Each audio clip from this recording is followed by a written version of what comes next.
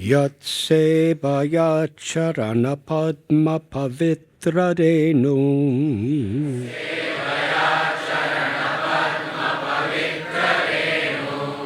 Sadyakshata kilamalam pratilabda shilam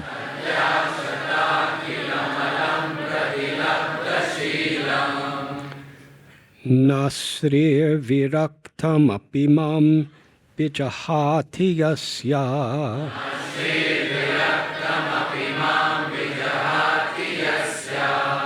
Preksha lavartha itade niyaman vahanti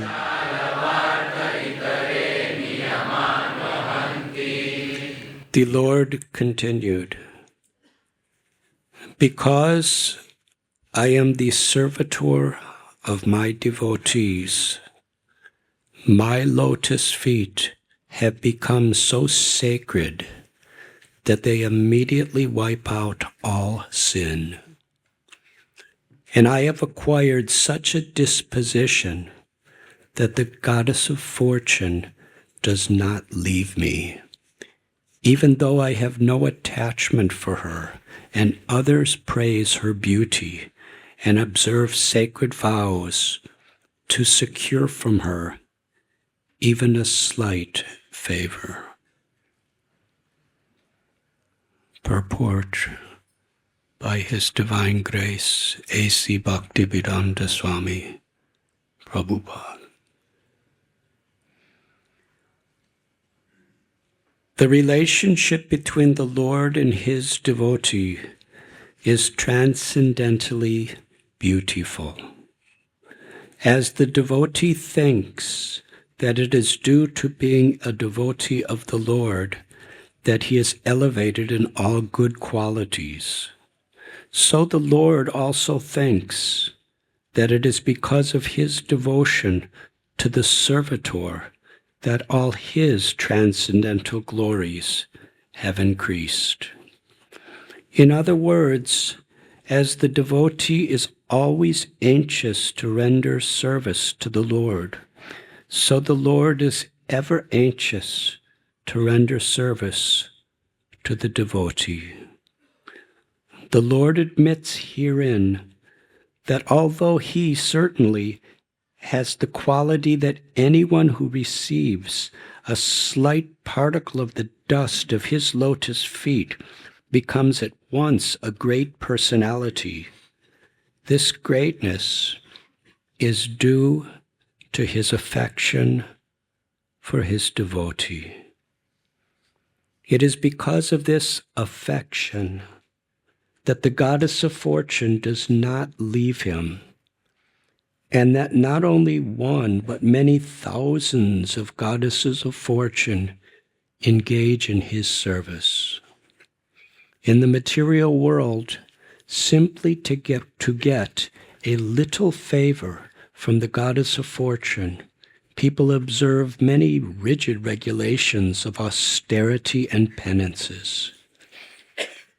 The Lord cannot tolerate any inconvenience on the part of the devotee. He is therefore famous as Bhakta Vatsala. I extend my sincere gratitude to all of the assembled devotees. Thank you for gathering together at Sri Sri Radha Gopinath community.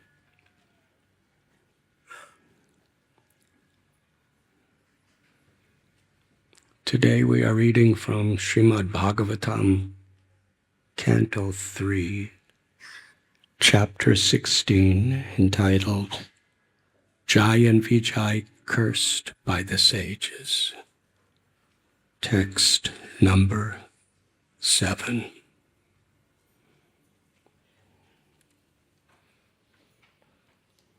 The scheduled verse for today was from the previous chapter. And this book last night was put on my table. And I opened it up to this verse and the verses just before this. And I was thinking, this is such a perfect verse. And then I saw the sign that the class was another verse,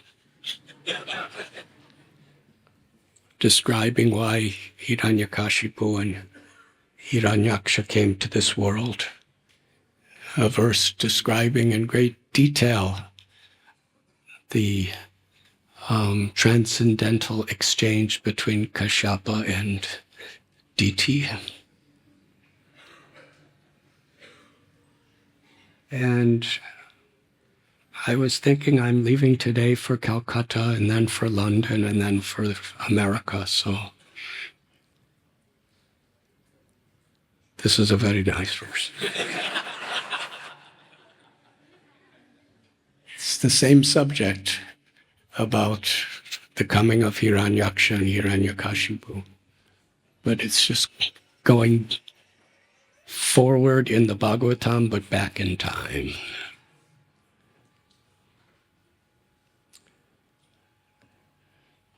This beautiful verse I will read again. The Lord continued, because I am the servitor of my devotees, my lotus feet have become so sacred that they immediately wipe out all sins. And I have acquired such a disposition that the goddess of fortune does not leave me, even though I have no attachment for her. And others praise her beauty and observe sacred vows to secure from her even a slight favor.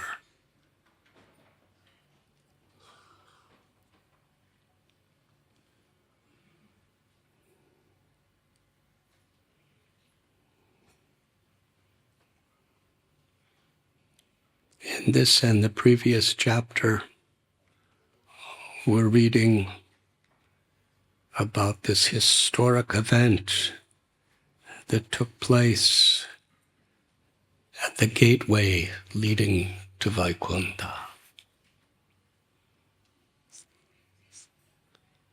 The four Kumaras,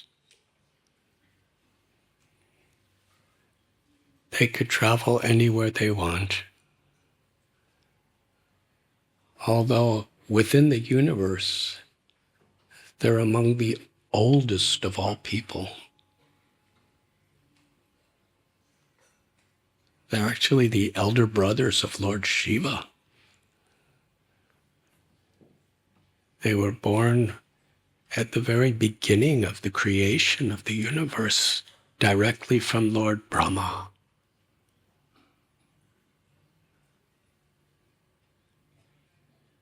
And Brahma's service, he has many services. One, he's an original guru of the universe. He had already performed tapasya. The Supreme Personality of Godhead, Narayan, had given him essential instructions that would be the seed for the Vedic literatures.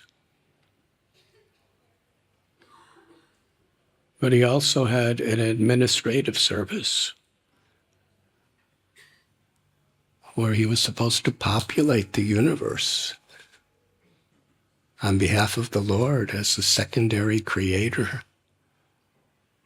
so that all the living beings, whatever their karmas may be, could come into this material existence and into this particular universe. So when the four Kumaras came,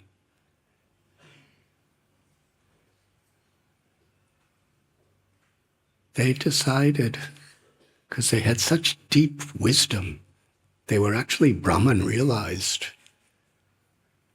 how entangling material world is. And the entanglement is based on our desires. In this chapter, Srila Prabhupada describes the three enemies of this world are desire, anger, and lust.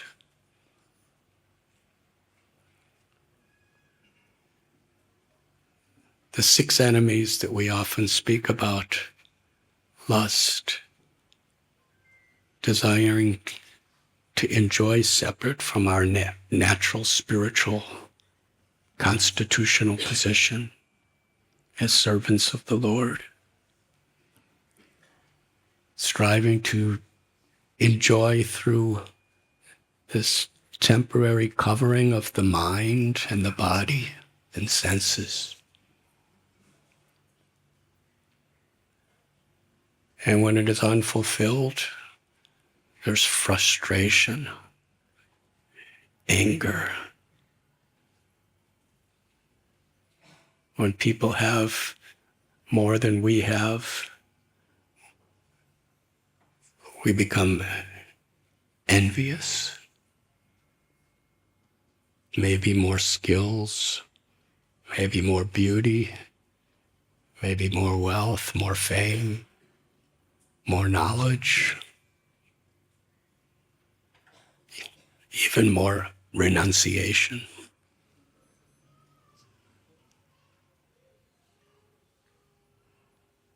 And because the soul is seeking the ananda of Krishna, of loving service to Krishna, and experiencing Krishna's limitless love, nothing in this world can satisfy us. Therefore, there's greed. We want more and more and more. It's insatiable. It is described Hiranyakashipu, who we're reading about his origin today. He had conquered a major portion of the universe. Indra and practically all demigods below Lord Brahma and Shiva, they had to be his obedient servant. Just by his desire, he had such mystic potency. He could control the weather.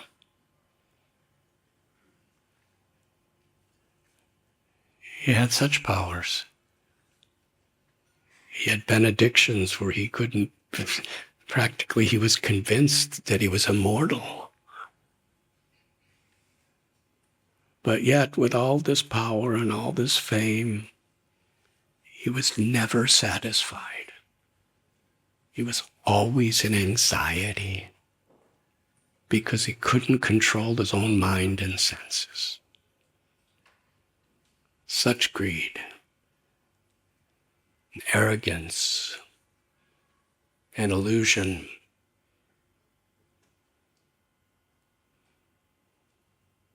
The four Kumaras, they decided as soon as this passion, especially the passion for sex, enters into the mind, it's such a heavy distraction that's so difficult to overcome. What to speak of false pride, being very great. By their powers, can you imagine if you had the powers of the four Kumaras? Hiranyakashipu, he didn't even have their powers. And what did he ask for? The four Kumaras, they just wanted to be detached servants.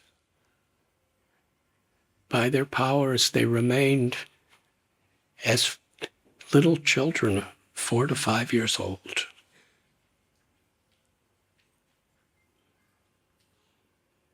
So unsophisticated that they didn't even wear clothes. And they just wandered around.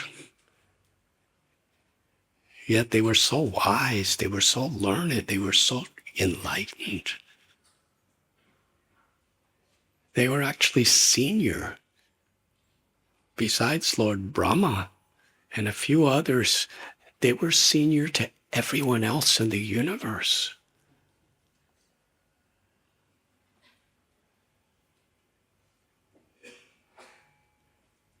And so extraordinarily learned and enlightened.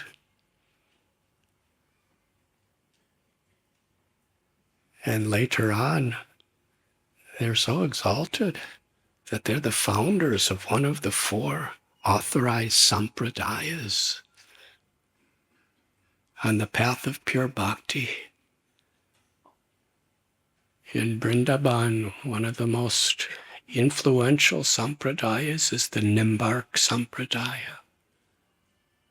It's coming from the 4 Kumaras.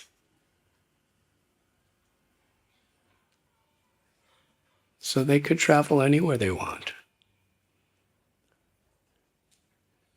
And they came to Vaikuntha. And described in previous chapter, they passed through 6 of the gates of Vaikuntha. Then they came to the final 7th gate. And there were 2 gatekeepers, Jai and Vijay. Jai and Vijay, they were very great servants of the Lord. But sometimes the Lord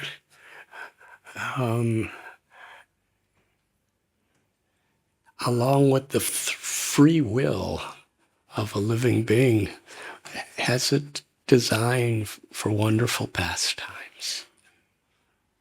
This is certainly a transcendental story.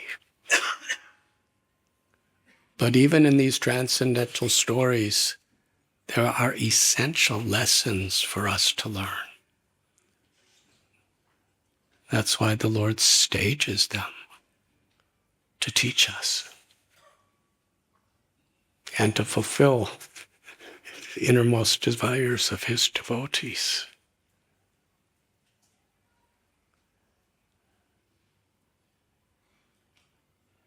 Jai and Vijay, thinking it was their duty to enter into Vaikuntha, you have to be really a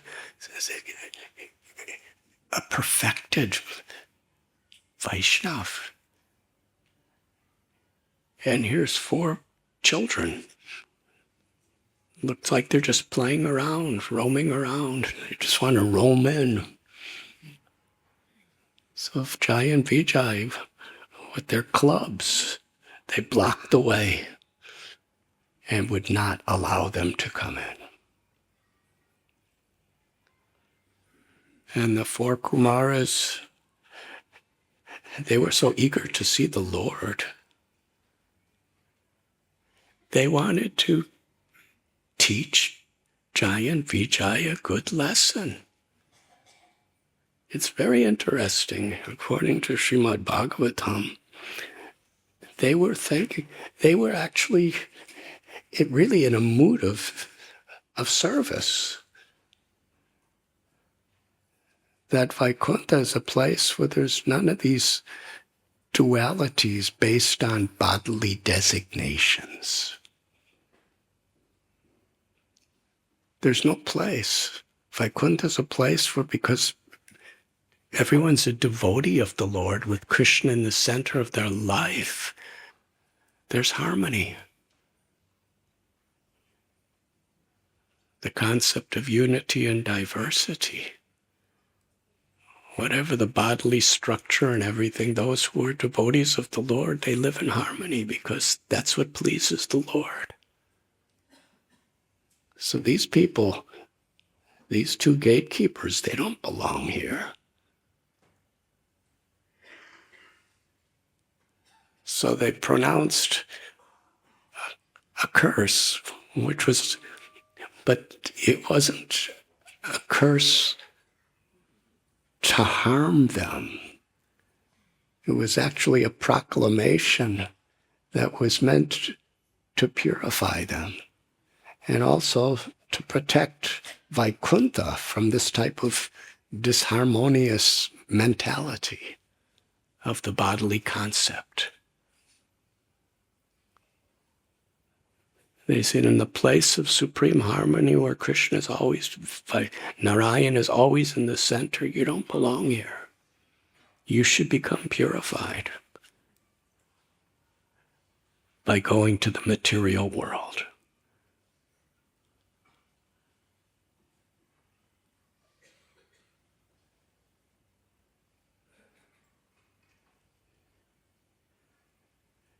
When Jai and Vijay heard this, they became very sober, because little children don't proclaim curses like that. They became very sober. They realized these are actually really great sages. We thought they were little children. They're the oldest people in the universe after Brahma.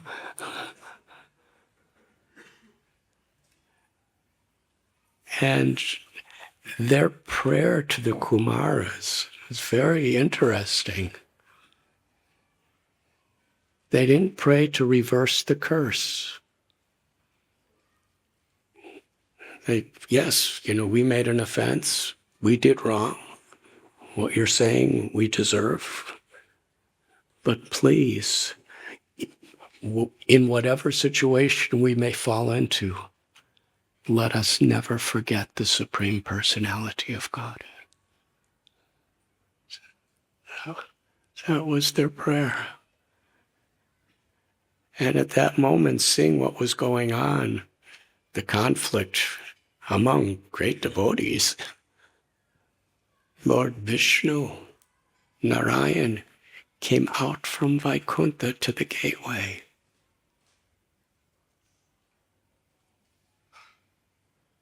And he was so beautiful.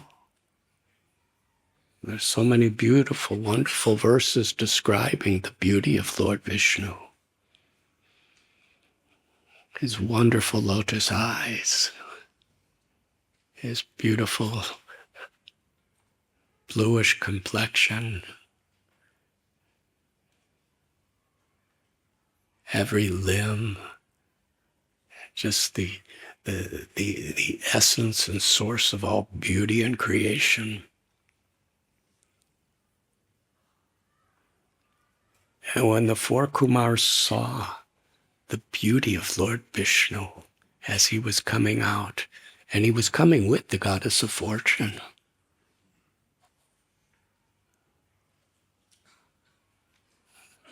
the Kumaras were utterly immersed in a samadhi of ecstasy, seeing the Lord.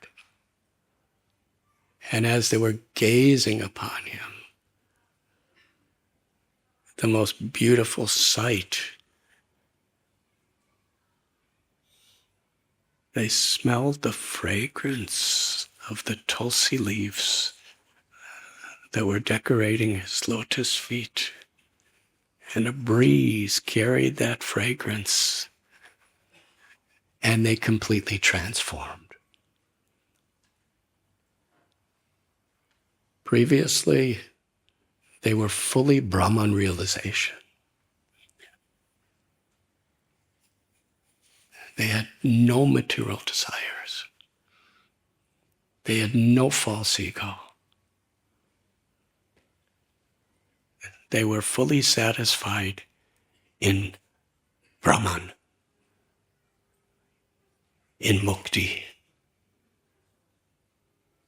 But upon seeing the beauty of the Lord and being totally absorbed, and in that state, the scent of the tulsi leaves that were decorating his lotus feet, their Brahman realization was utterly transformed. Can you imagine being Brahman realized and seeing the Supreme Personality of Godhead? What was their experience?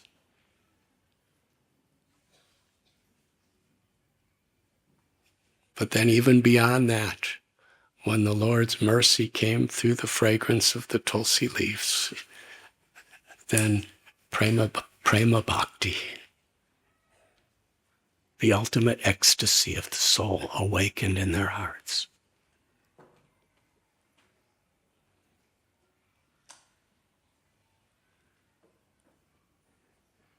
And the four Kumaras, in that state of pure ecstatic love, are offering beautiful prayers to the Lord.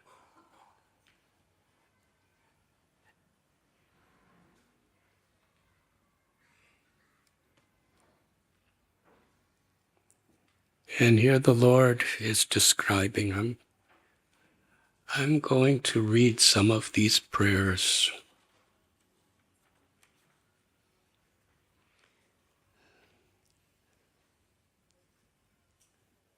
Lord Brahma said, after thus congratulating the sages for their nice words, the Kumaras had just praised the Lord, the Supreme Personality of Godhead, whose abode is the kingdom of God, spoke as follows. The Personality of Godhead said, these attendants of mine, Jai and Vijay, by name, have committed a great offense against you because of ignoring me.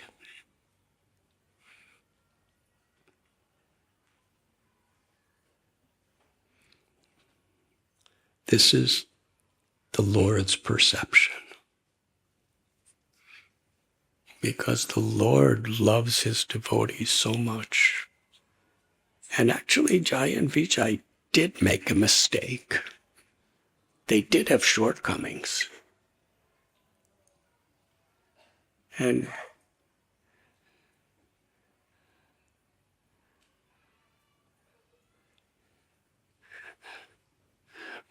because they commit an offense to the Kumaras,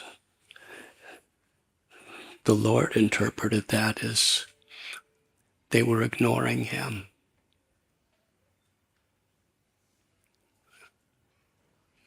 Similar to Durvasa Muni, by his anger and trying to hurt Ambarish Maharaj. And Ambarish Maharaj, from Durvasa's perspective, he did make a mistake. It could be debated whether it was technically a mistake or not. There's different interpretations. But he did it only, for the highest motivations of trying to respect a great sage and at the same time, be true to his vows to the Lord.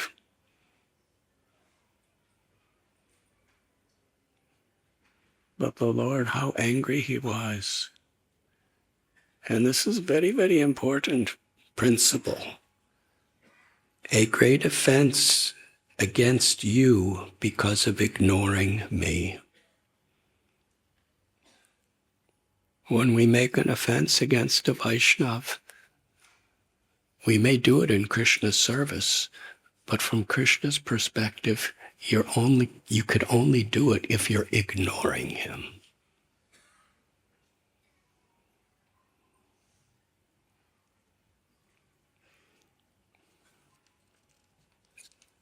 Because actually to truly remember the Lord for the pleasure of the Lord is to do what pleases the Lord. O great sages, I approve of the punishment that you who are devoted to me have meted out to them. To me, the Brahman is the highest and most beloved personality.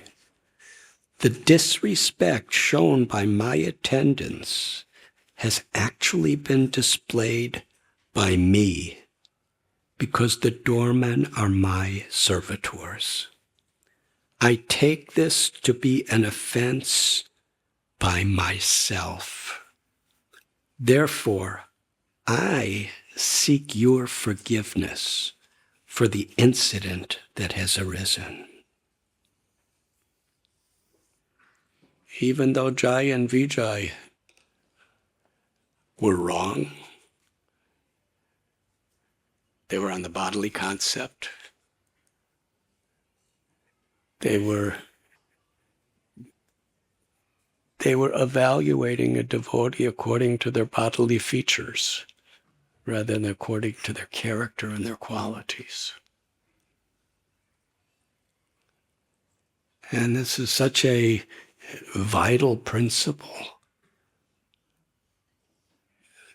that is throughout our scriptures. And Sri Chaitanya Mahaprabhu,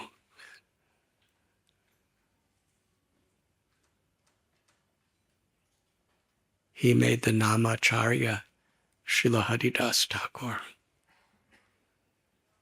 who was essentially labeled by most of society as being an untouchable, a malecha, and a yavana, just by the origin of the family of his body.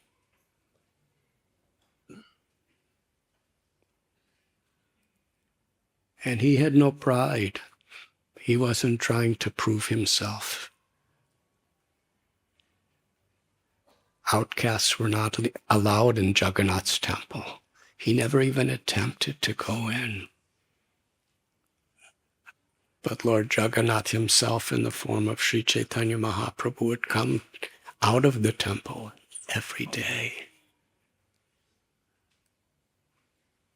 Great Brahmins go into Jagannath's temple to receive Jagannath's prasad and to receive darshan. Haridas Thakur was so pure, he was so advanced, but he wasn't allowed in. And he didn't consider himself qualified. What an exalted position he was in. Every single day, Lord Jagannath directly came out of his temple with Mahaprasad from his altar and fed Haridas Thakur and spoke about Krishna with Haridas Thakur. That was a daily regulative part of Mahaprabhu Sri Chaitanya's life, is visiting Haridas. And Lord Chaitanya said about Haridas, your body is so pure that just by touching you, just by seeing you, I become purified. And Mahaprabhu proclaimed, anyone who even says Haridas Thakur's name with devotion, Krishna will give special devotional service. Just to think about him. But yet the majority of the population judged him by his bodily condition.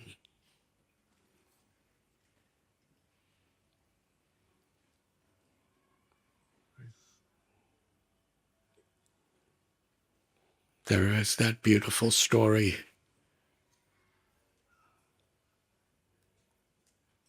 in the house of Srivas during the Mahaprakash. Only the purest, most exalted devotees were allowed in Srivasangam at that time. It's not that anybody could just come in. In fact, so many learned scholars, pundits, and Brahmins, they were outraged because they were not allowed in Srivasangam during the kirtans. And they were cursing Lord Chaitanya and cursing Srivas.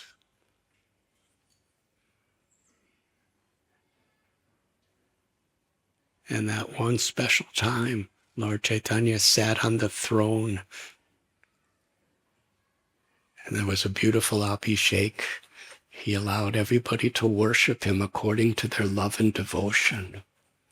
And he was manifesting the eternal forms of Krishna, according to their rasas, according to their moods of devotion.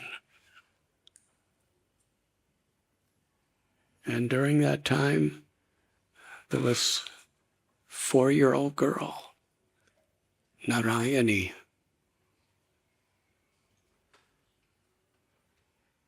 And she was just sitting there, watching everything. She wasn't a great pundit like everyone else was. She wasn't an exalted avatar and acharya like everyone else was. She was just a little girl. She was a child. She was a girl. And Sri Chaitanya Mahaprabhu, he looked at Narayani. He said, Narayani, chant the names of Krishna and cry in ecstasy. And she began to cry in ecstasy, chanting the names of Krishna. And Chaitanya Mahaprabhu would personally, with his own hands, feed his remnants to Narayani.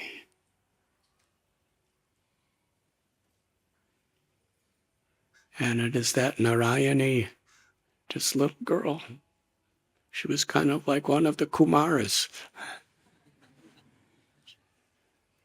She was like a Kumari.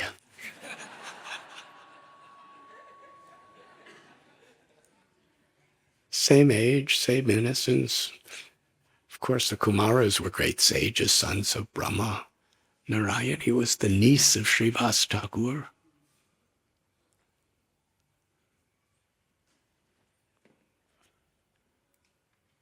But when she grew up, her child is Vrindavan Das Thakur. I believe today is the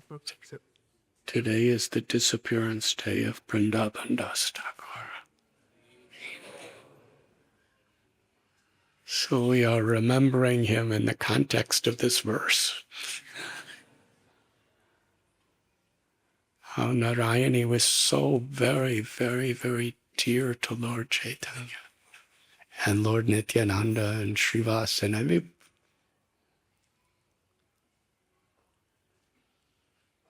Throughout the pastimes of Sri Chaitanya Mahaprabhu,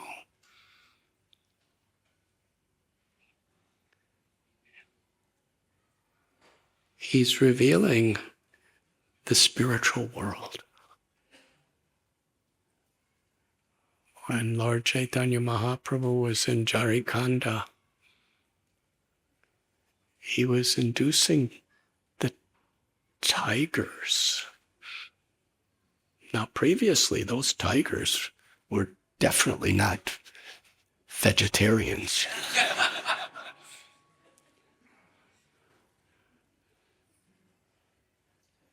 Tigers, they not only eat meat, but vegetarian animals like deers, they kill them. They kill them and drink their blood and eat their flesh, and that's their greatest happiness. Chaitanya Mahaprabhu, he didn't have them following regulative principles. They were tigers. And yet, he would touch them with his lotus feet and tell them to chant the names of Krishna. Like he told Narayani to chant the names of Krishna. And they had the same response. The tigers would start weeping in ecstasy of love of Krishna and chant the holy names and dance. And then Lord Chaitanya would turn to the vegetarian deer and tell them to chant the names of Krishna. And they danced and they cried. And then Lord Chaitanya Mahaprabhu indicated that deers tigers, you are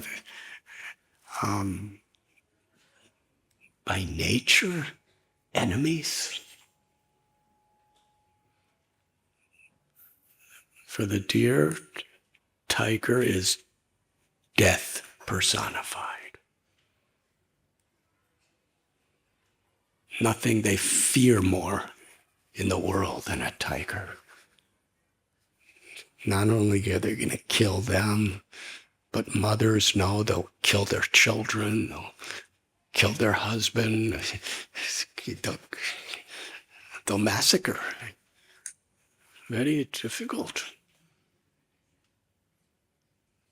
And for the tiger, the deer is just something to exploit, kill, and enjoy. So you can't really get more inimical than their relationship.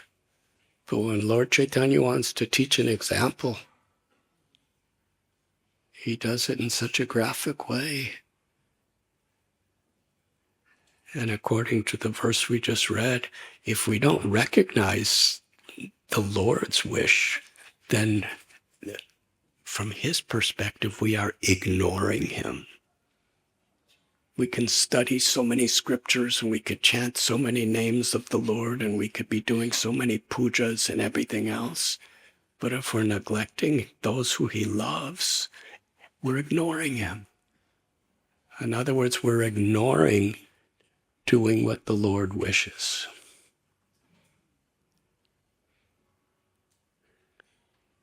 Usually in this world, if we want to ignore someone, it doesn't mean we don't recognize their existence. It means we're going against their will.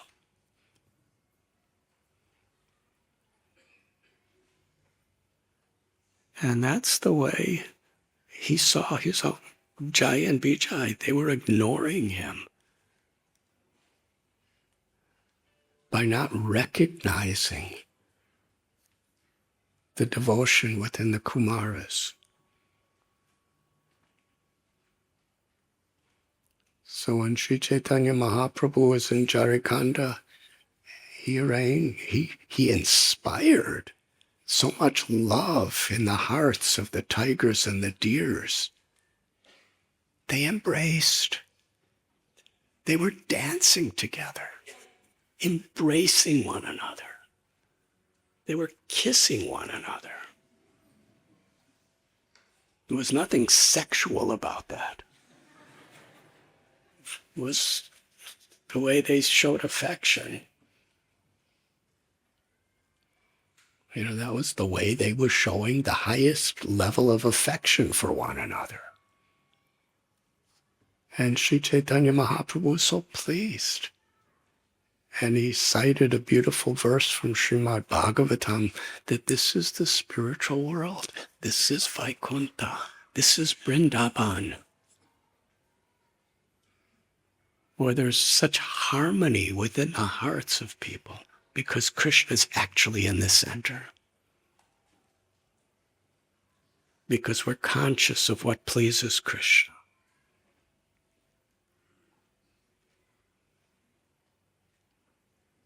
Trinadapi sunichena taror iva sehishnana amani namana dena kirtaniya sadhari. To be more humble than a blade of grass, tolerant, forgiving, and giving like a tree. To find joy in offering respect to others. And when we actually find joy in respecting others, param dristvani vartate, we don't crave for respect ourselves. Because it's such a lower, illusory pleasure, the joy of being respected, in comparison to respecting the Lord in the heart of others. In this way, Mahaprabhu taught to chant the holy names. And in a beautiful purport of Chaitanya Charitamrita, Srila Prabhupada describes how there's a temple. He said we have just that there is Vrindavan and there is New Vrindavan. And Srila Prabhupada said New Vrindavan is none different than Goloka Vrindavan. And I remember when I was reading that, I was living at New Vrindavan. I was thinking of all the devotees who live in so many temples all over the world, but this is none different than Goloka Vrindavan. But then the sentence carries on, and Srila Prabhupada says, actually, every one of our temples is none different than Goloka Vrindavan.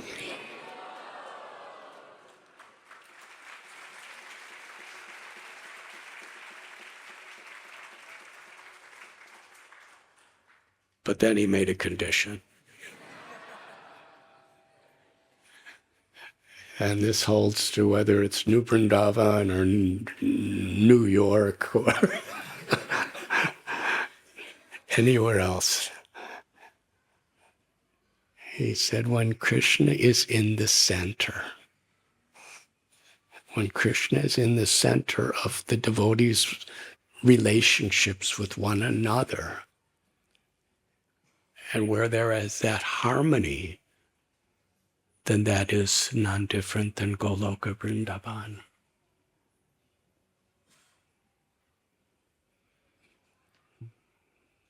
So the Kumaras, in a certain way, they were seeing this disharmony, especially based on discriminating against people because of the, various external physical designations. Doesn't belong here, so they shouldn't be here.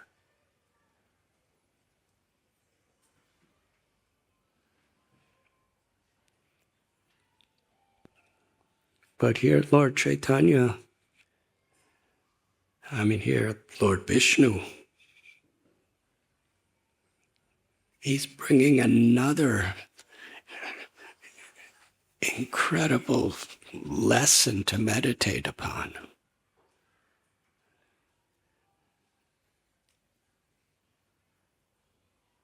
Because Jai and Vijay were his servants,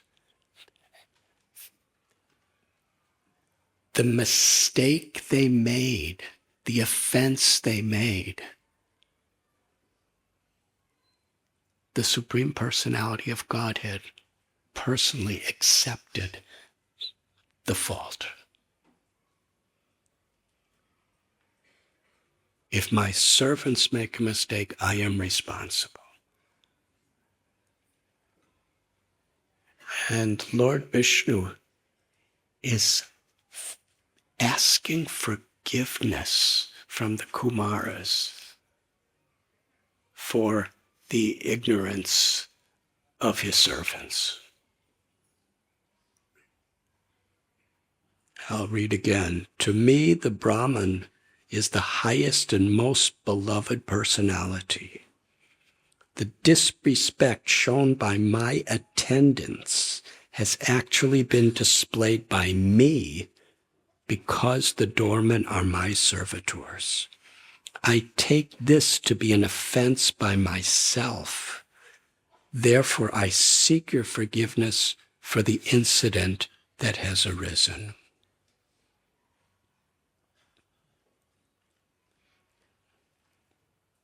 Now, a materialistic mindset would think I put on tilak and I'm a devotee, so if I make a mistake or my offense, then it goes to Krishna.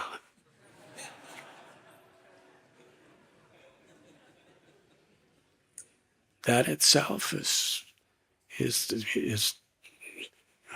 an offense to the holy name, to commit sinful activities on the strength of chanting. But the Srimad Bhagavatam, we require, the proper attitude and the proper guidance, education, and training by the acharyas and their purports in the world today to understand what this actually means to us.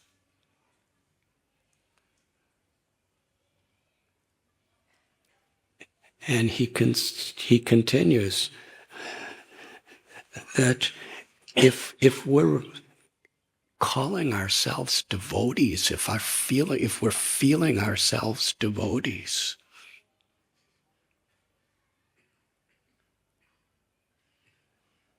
if we have any desire to actually love and please Krishna, we'll be even more than being attentive to not make offenses because it's bad for me and I'll suffer. If we actually have affection for Krishna, more than that, is we won't make offenses because it's a blemish on, because it hurts Krishna. Krishna will take responsibility.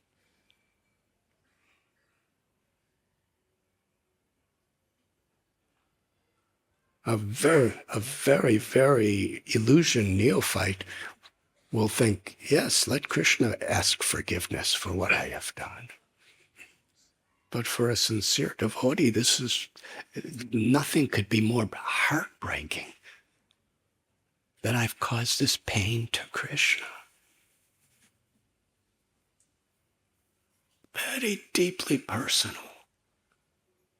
Srimad Bhagavatam is taking us into the heart of the Lord.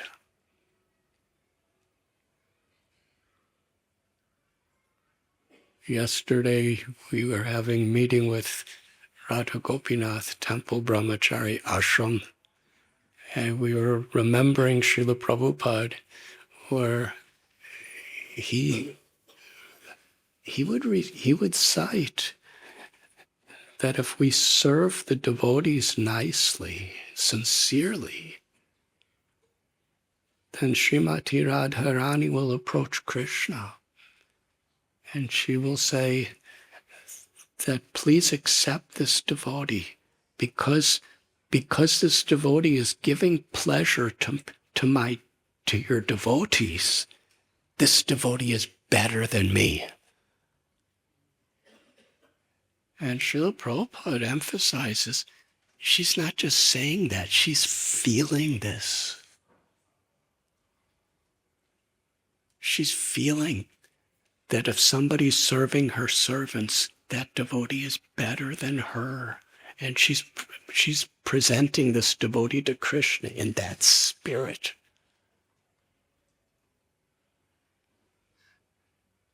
And in this verse, in a similar way, when a devotee, obviously Jai and Vijay were very sincere devotees, but when they make an offense, the Lord himself takes responsibility for his servants. And the Lord himself is asking forgiveness. If they're my servants, I have to take responsibility. And knowing that that's the Spirit of the Lord, how much we should take responsibility not to put him in that situation. It's a very, very important lesson. We are not Jai and Vijay, but still, there's lessons that we are meant to apply to our own lives.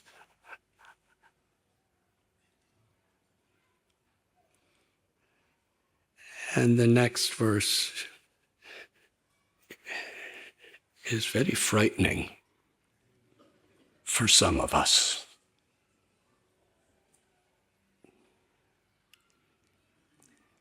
This is Vishnu speaking.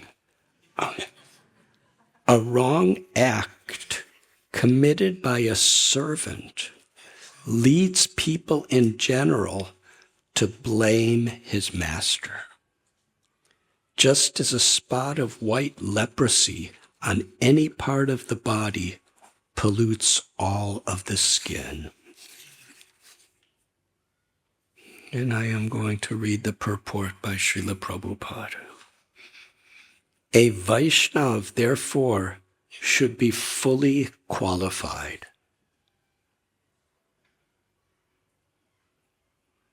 As stated in the Bhagavatam, anyone who has become a Vaishnav has developed all the good qualities of the demigods. There are 26 qualifications mentioned in the Chaitanya Charitamrita. A devotee should always see that his Vaishnav qualities increase with the advancement. A devotee should always see that his Vaishnav qualities increase with the advancement of his Krishna consciousness. A devotee should be blameless because any offense by the devotee is a scar on the Supreme Personality of Godhead. The devotee's duty is to be always conscious in his dealings with others, especially with another devotee of the Lord.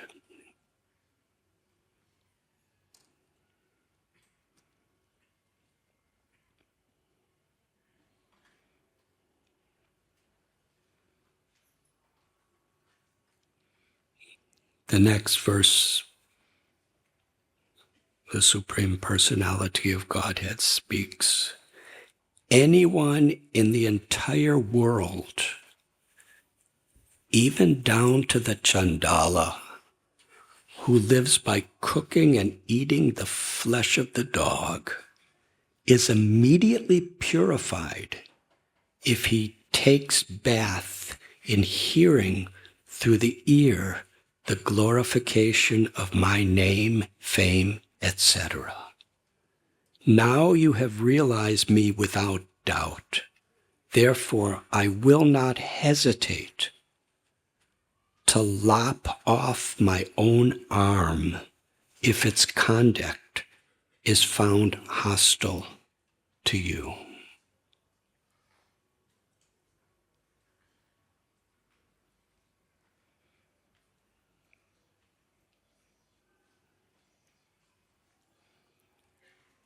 Lord Vishnu, the Lord of Vaikuntha, who's standing beside Lakshmi Devi,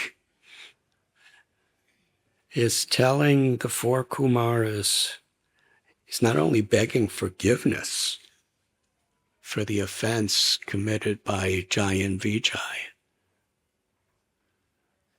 taking responsibility because he's their master,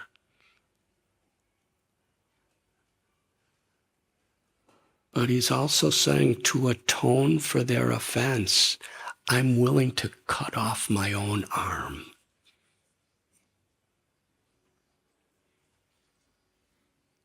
In fact, he says, I will not hesitate to cut off my own arm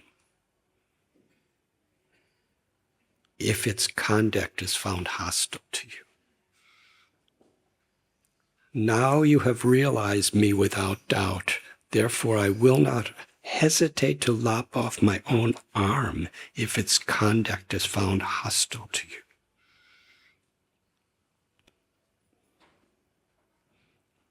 And the Lord is explaining that those devotees who are sincerely hearing and chanting his glories, how very, very dear such devotees are to the Lord.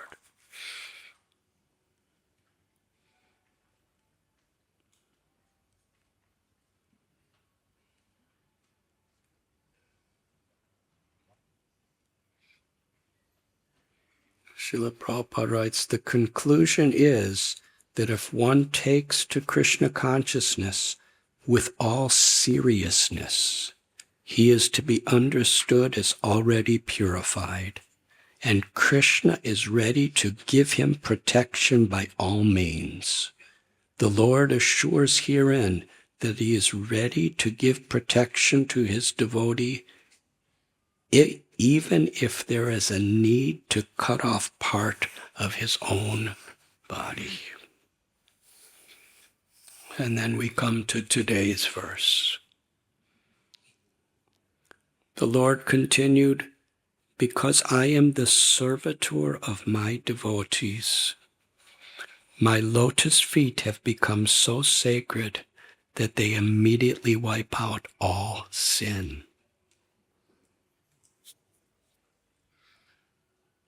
And I have acquired such a disposition that the goddess of fortune does not leave me, even though I have no attachment for her, and others praise her beauty and observe sacred vows to secure from her even a slight favor."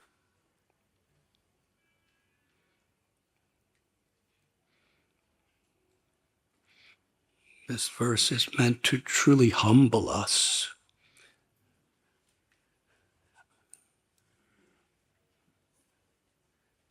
Whatever abilities we have, whatever resources we have, whatever compassion we have, everything is by the grace of Krishna.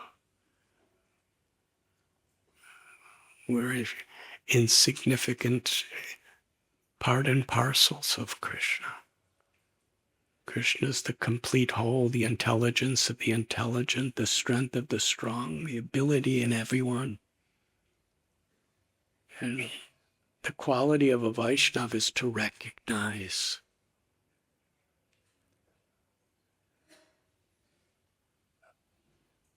the root of so much conflict in this world is we want to be enjoyers, we want to be controllers, we want to be proprietors. We have this insatiable need to take credit. And sometimes it's just painful for somebody else to get credit if we do something. And it's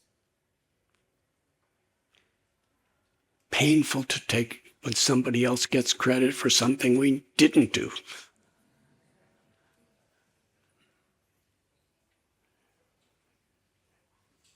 This is the false ego. But Krishna, who's giving us everything. We may be good cooks, we may be good pujaris, we may be good fathers or mothers, we may be good students, we may be good preachers, we may be good scholars. But a devotee gives all credit to his gurus and to Krishna. And here is the personality of Godhead who's giving everything to everyone. And he's giving all credit for his exalted position to his devotees. And he's speaking about an individual devotee too. For a sincere devotee of the Lord is explaining the dust of my lotus feet could, because I am the servitor of my devotees, my lotus feet have become so sacred that they immediately wipe out all sin.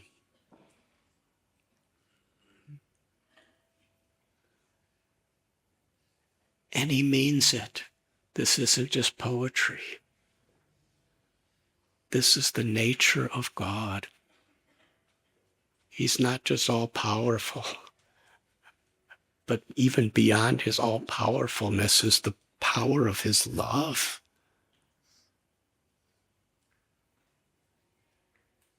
And to the extent Srila Prabhupada is describing in previous purport we have read, that as we're making advancement in Krishna consciousness, it's necessary that we're developing Vaishnava qualities.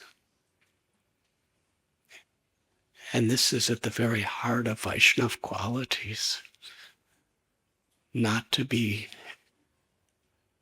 craving credit, but very eager to do the best we can do. The Lord is the creator, the maintainer, and annihilator of everything that exists within material creation. And the Lord is the supreme object of ecstasy and the giver of all ecstasy in the spiritual worlds.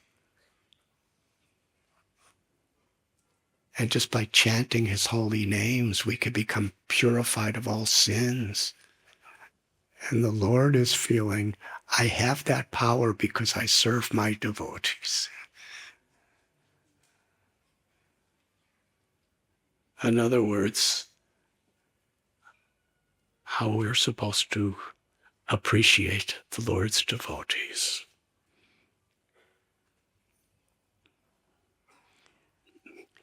And I have acquired such a disposition. The Lord is so all-attractive that the goddess of fortune never leaves him. And he's giving such a beautiful analogy that in the material world, everyone is doing penances and austerities, and they're praising the beauty of the goddess of fortune, and they're observing sacred vows just to secure a slight bit of her favor. And Krishna doesn't do any of that, and yet she never leaves him. Why? Because he has a disposition that has come about as a result of his service to his devotees.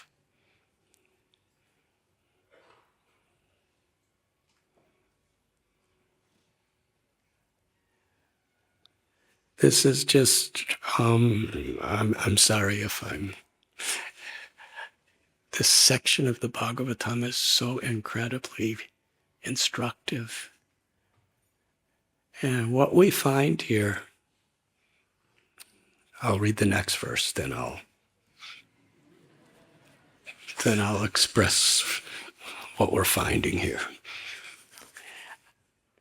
Lord Vishnu says, I do not enjoy the oblations offered by the sacrifices in the sacrificial fire, which is one of my own mouths, with the same relish as I do the delicacies overflowing with ghee, which are offered to the mouths of the Brahmins, who have dedicated to me the results of their activities, and who are ever satisfied with my prasad.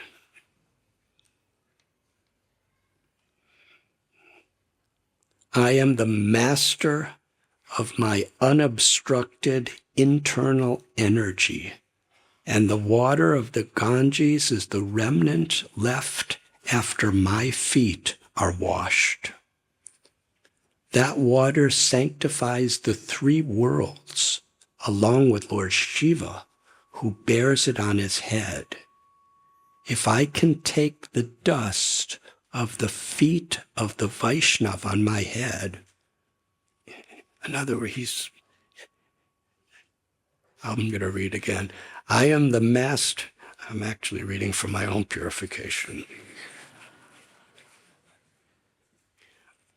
I am the master of my unobstructed internal energy, and the water of the Ganges is the remnant left after my feet are washed.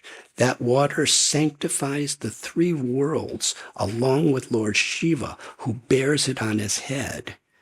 If I can take the dust of the feet of a Vaishnava on my head, who will refuse to do the same?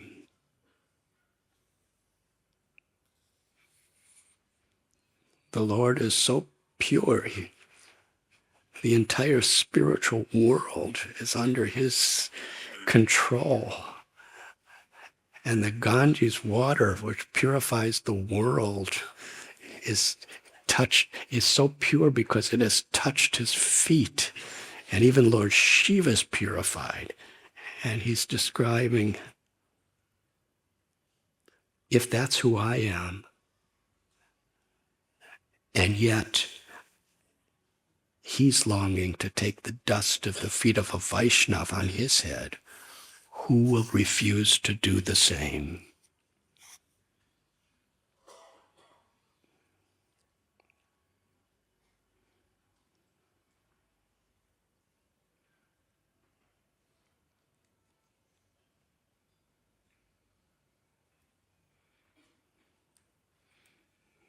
If a devotee truly wants to have realization by the grace of Sri Sri Radha Gopinath of the spiritual world,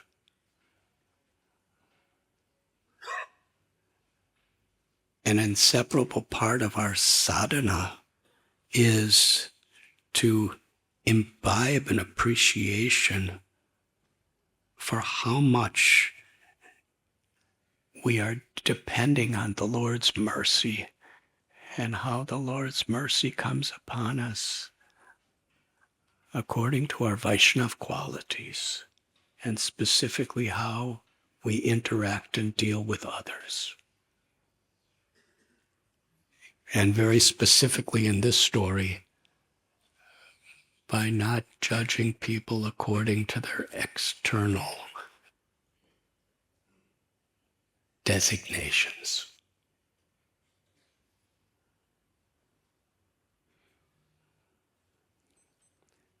And Lord Vishnu is speaking this in Srimad Bhagavatam.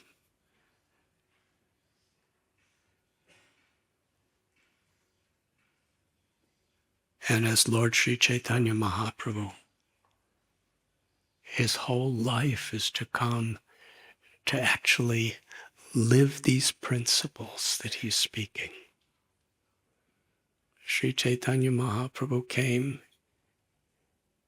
in the mood of the servant of his own servants.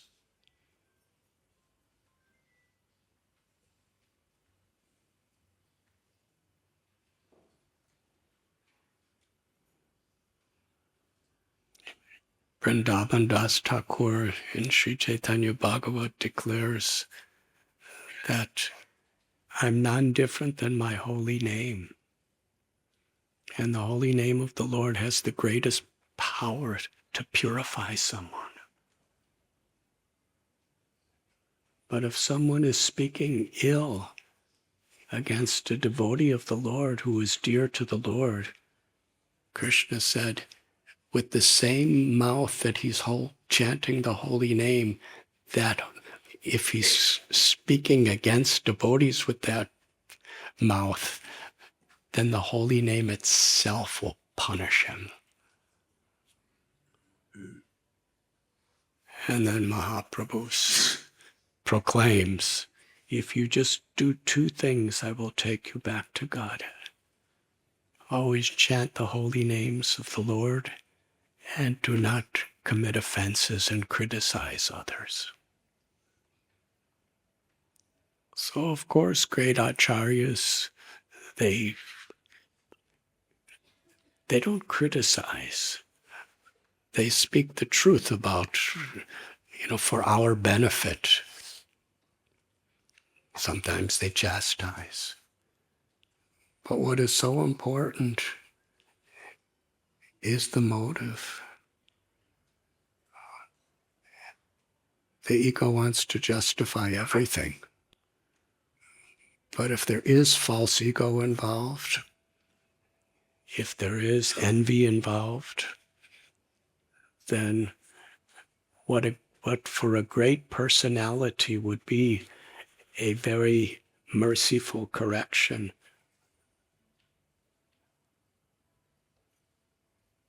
it could be an aparad. So we should be very, very conscious. And this is only the third canto of Srimad Bhagavatam. If you want to have realizations of the 10th canto, we should understand that we have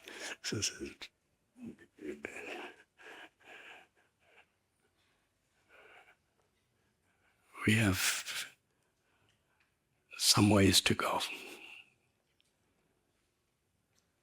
Thank you very much. Hare Krishna.